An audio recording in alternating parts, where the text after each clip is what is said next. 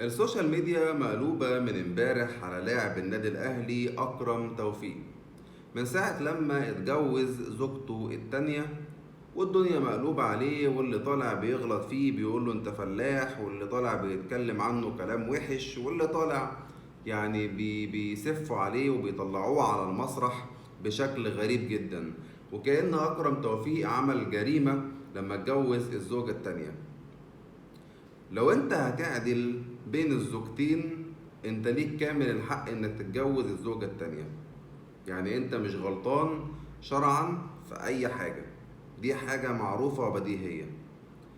لكن لو جينا نعد كام واحد في مصر متجوز اتنين وتلاتة واربعة محدش يعرف عنه حاجة، هتلاقي كتير جدا.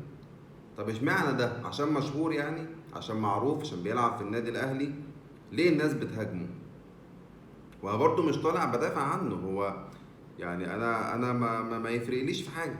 بس انا استغربت هجوم الناس عليه لمجرد انه اتجوز زوجة تانية.